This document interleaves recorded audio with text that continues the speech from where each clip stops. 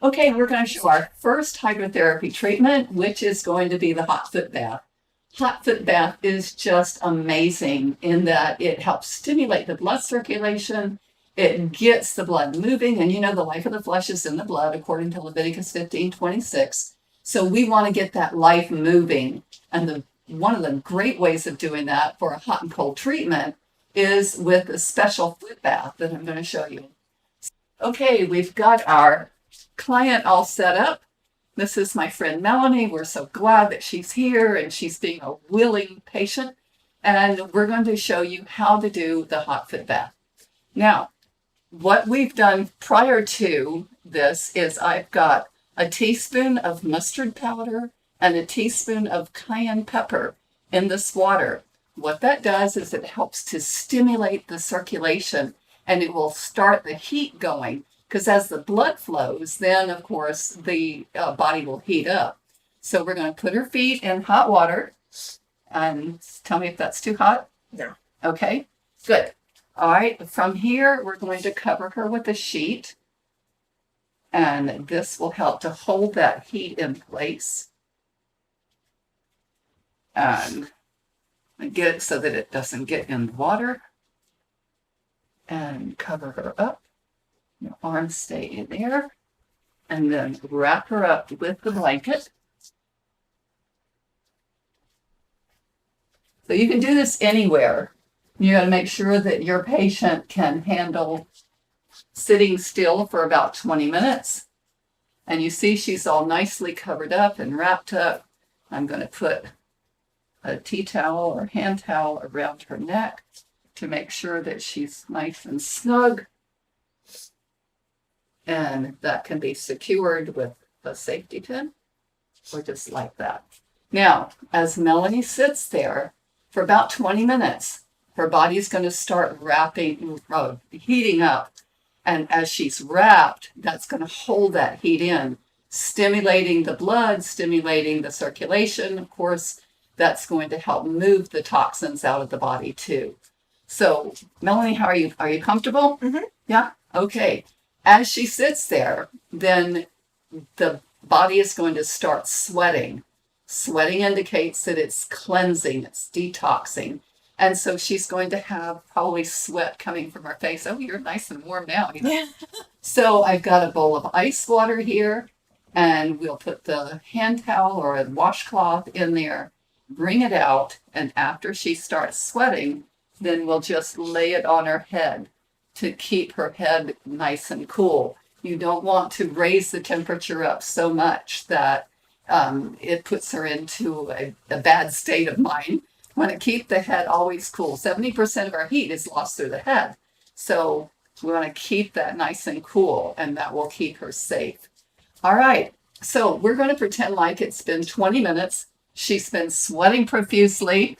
We've got her comfortable. Also, while she's sitting here, in order to stimulate more circulation, I can give her some nice hot chamomile tea or some peppermint tea, and that will also keep the blood flowing. You've got to keep the body hydrated.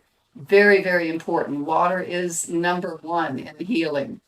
So we're going to take the ice cloth off and unwrap her. And from here, we'll take everything off. Now the feet have been nice and hot. And how do they feel? They feel good. They feel good. Yeah. Okay. So we always want to have the feet end in cold. When you're doing a hot and cold treatment, you start off with hot, you end with cold. Very, very important. So I'm going to do a nice shock treatment for Melanie and see how she handles this. We're going to raise your feet up above the bucket, and I'm going to pour ice water on the feet. Yeah, just like that. Here we go. How's that feel? Cold, cold. Okay. All right. And so then we're going to have to move this and wrap your feet, dry them, and then put some socks on your feet. You want to keep the feet nice and dry. And then from here, you have your patient just go to bed and lay down. and stay there for about 20 minutes. And that will help stimulate the circulation again to keep the body healing and getting rid of toxins. So there you have the hot foot bath. And Melanie is going to be healed after this. Thanks, Mel. And then we're going to go into our next hydrotherapy remedies, and I'll be right back. Welcome back. We are going to be talking about hot and cold shower treatment. This is absolutely my favorite thing to do. I know some people cannot handle cold in the shower. And my husband, for one, just can't handle it. But I'm telling you what, this is a very effective treatment. I do it every single morning without fail. And it really does help to stimulate the circulation. It shocks the immune system, gets the body wakened up in the morning, and you feel like $1,000,000 when it's all over. At least you want to be paid for doing that. So, the easiest way to explain it is it's just 3 rounds of hot and cold, hot and cold, hot and cold. That's it. But there's a technique to doing it. I'll tell you what I do, and you can adjust it to do whatever you can handle. Where we live, our water is not that cold, so I don't get that shock therapy that I really need. But I've done this where there is no hot water at all, so I know what cold water really feels like. But I get in the shower and I wash, get my body all clean, and do that for about 2 to 3 minutes. Just let that hot water heat up the body and get the blood just flowing and coming up to the surface. I'm pink when I'm doing my hot shower because I love hot water. And so after I've gotten all washed off and I'm pink, then I will reach up and turn that nozzle all the way cold. And of course it goes, you know, when you first hear that first cold water, it's like, it is kind of cold. But you do that for about 30 seconds. If you can handle 30 seconds, maybe 10 to 15 seconds for the first round, if you can't do the full 30. But after 30 seconds, then you turn it back on hot again. And oh, that feels so comfortable just to have that nice hot water coming back on your body. And what I do is I rotisserate in the shower, just like this, nice and slow, and let that hot water come over both the front and the back, the sides. Raise the arms, let it hit the lymph glands, and warm everything up. You do the same with the cold, just rotisserie. 2 minutes in the hot, or 3 if you have the time to do 3. And then once you've got all nice and pink again, turn that hot water all the way cold. 30 seconds, do the rotisserie, get the arms up, get those lymph glands heated and cooled. You've got a packet of lymph in your legs and the groins, under your arms, in your chest. All of this has to be stimulated by the hot and cold. So do that 3 times, always end in cold. And once you have finished with that cold, 30 seconds, and you'll find that as your sessions go, you will be able to handle the cold longer than the first 15 to 20 minutes of cold, because your body will be so heated up by that time because of the natural massage of the blood.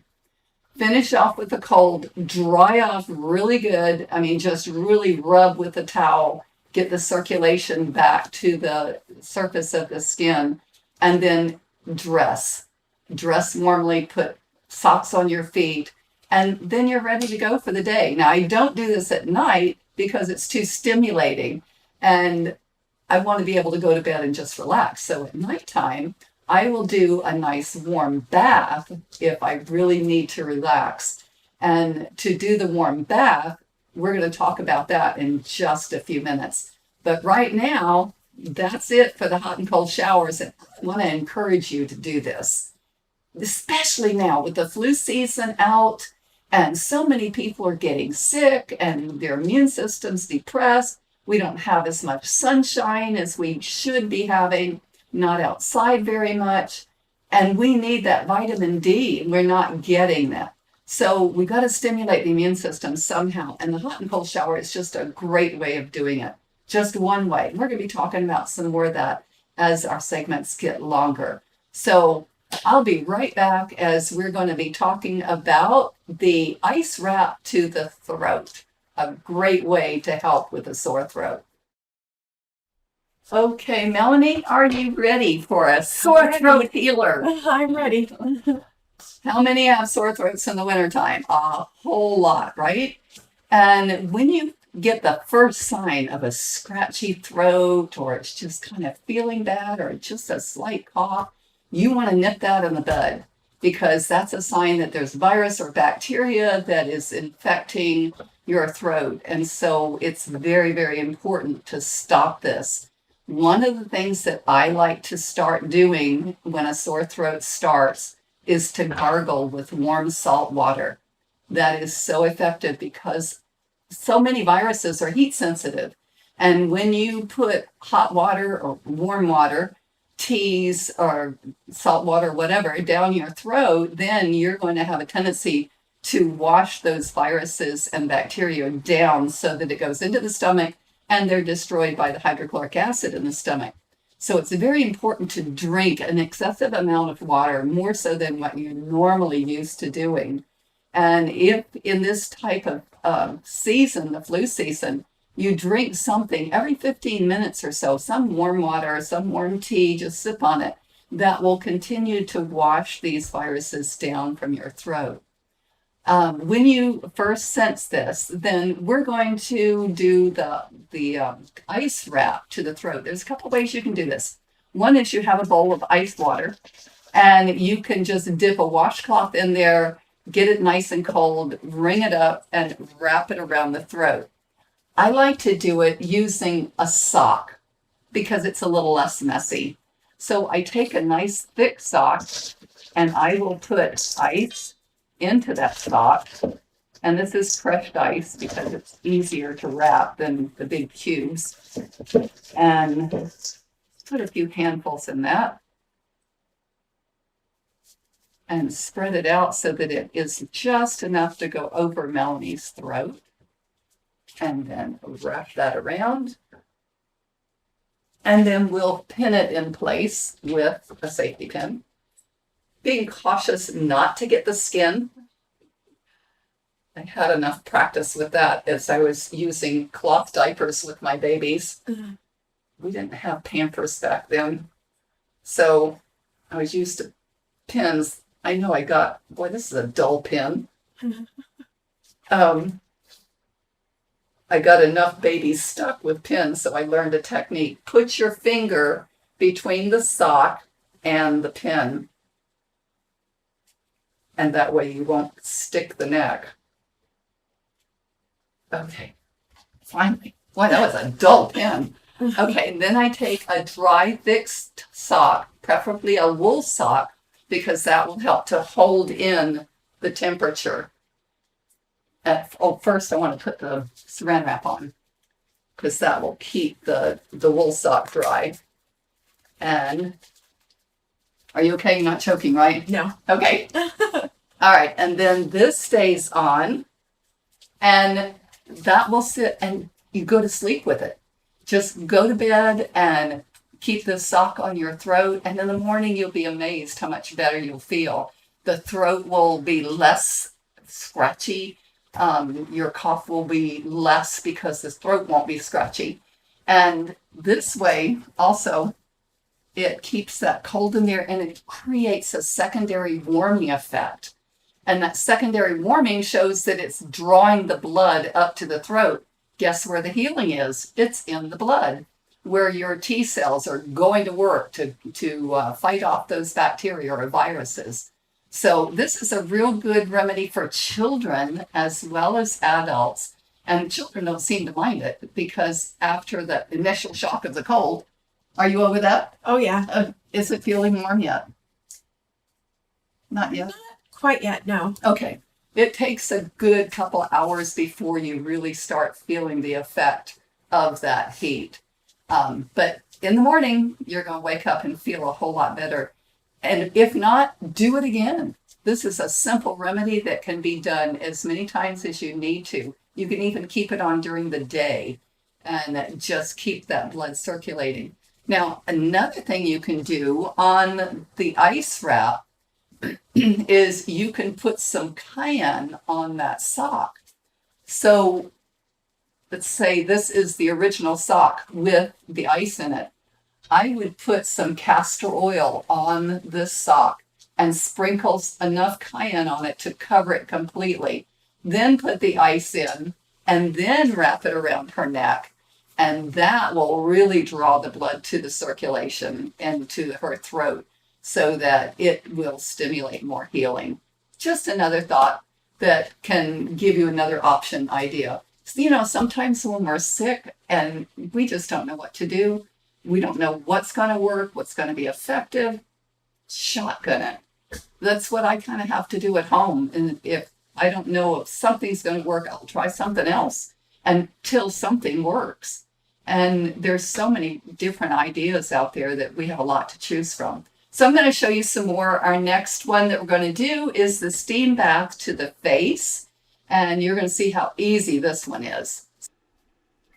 Okay, Melanie, you're here and you've got a stuffy nose. Yes, I do. So this is going to be a great treatment to see how it works for you. And we'll see, have you done this type of treatment before? Yes, I have. Okay, and so you like eucalyptus? I do love it. Okay, so as you see, I've got an electric teapot. You can take an electric teapot anywhere and do this treatment. I have one friend that is sick in bed, cannot get out of bed, and she's doing this heat, hot and cold treatment, well, the steam treatment in her room. So this is great. If you don't have an electric teapot, you can do it on the stove just by having some water in a pot, and this will help to keep the steam going. So I'm going to turn this down so that it's just simmering. And then I've got some eucalyptus in the water as well as some peppermint, just a few drops of each. Some people can't handle the smell of one or the other, so you can try tea tree oil. You can even do lavender in here, and that's a great treatment in order to breathe this in. What we're wanting to do is to shrink the sinuses so that you can breathe, because right now you're pretty stuffed up. Yes. So I'm going to have Melanie put her head over the teapot at a level to where she will be able to enjoy the steam. It'll go into her nose, but not so much that it's going to burn her. So as she lowers her head, and then we'll put a towel over her head to capture the steam. And then you be the judge as to how high up you have to go in order to keep from burning your face. So we've got this turned all the way down so that it is on low. And then this treatment will be done for about 15 minutes, but she'll still have to come up for air. Sometimes you won't have to stay completely immersed under the towel. But 10 to 15 minutes with this type of treatment several times a day, depending on how stuffed up you are, this will really help to open up those sinuses. So I want to encourage you to do this simple remedy. It's so effective. When the sinuses are stuffed, if it's allergy seasons or if you've just got a sinus infection, you can also put some ginger in here because ginger is anti-inflammatory. And oftentimes the sinuses are just swollen because of the inflammation. So just whatever you have at home, you can use this. Another thing you can do is put some citrus in that water.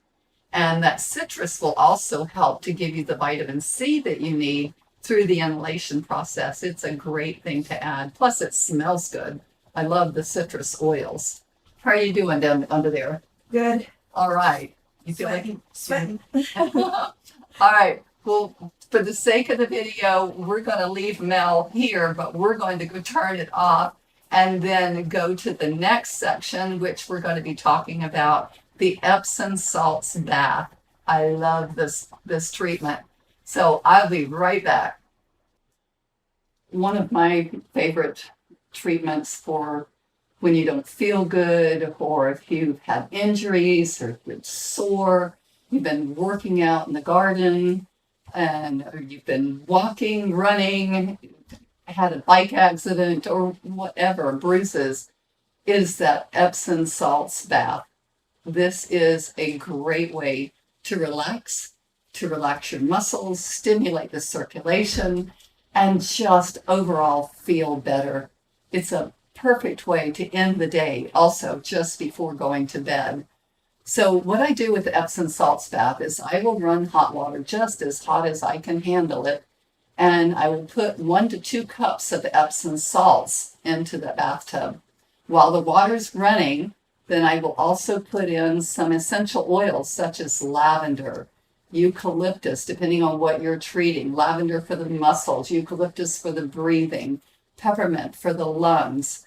You can put in citrus for relaxation. The essential oils are just so valuable, and it's endless what you can do with them. But to have this in a bath and to sit in that bathtub for about 20 minutes in the evening is a wonderful way to relax the body, go to bed, and just let the world go by. Cover up and just take a nice snooze for the night. The Epsom salts bath is valuable. If you have cramps, like body cramps, sometimes it could be because of lack of magnesium. And when you get into an Epsom salts bath, you're not only drawing toxins out, but you're putting magnesium into the body. And so this is very effective. You get a double whammy with the Epsom salts. So I would highly recommend an Epsom salts bath for you in the evenings. And just think about letting go of the world. Don't get in there with your cell phone or your computer or anything else. Just relax. Let your mind reflect on things such as God's word. Reflect on promises. You know, another thing too that I think is most important is before you do any natural remedy, any of them, always ask for God's blessings, because natural remedies don't do anything unless God really blesses them. These are His remedies. They come from His word. They come from a variety of experiences, and He can make these remedies way more effective if you trust Him and you ask His blessings on the remedies. Plus, it instills faith into your client or your patient, your loved one, whoever you're doing the remedies to. Feel confident in knowing that God's word is true. And He says, you shall call upon me in the day of trouble, and I will answer you. And I will hear your voice, and I will come to you, and I will be with you. Lo, I'm with you always, even unto the end of the age. So many promises, 3,200 Bible promises. This is the time to start claiming those promises. God is faithful, and He loves you, and He's knocking on heart's doors. And He said, look, I've got some simple remedies for you. Why not try them? You have nothing to lose except for the cough, the cold, the bruises, the aches and the pains, and all these other things if you just try them. Some of these things that I have mentioned, they are simple, some are more complicated. Do what is best for you. Do what you can do. With God's blessings, it will be a whole lot more effective. So with that, I'm going to close this section on hydrotherapy. And the next thing we're going to do is poultices. That will be in our next video. So I hope that you'll come back for our demonstrations on how to do many different varieties of poultices. And please feel free to email me at any time, Nancy Riedesel at generihealth@gmail.com. Thanks. I hope you have a blessed day. Stay well, stay healthy, and stay a blessing to those around you.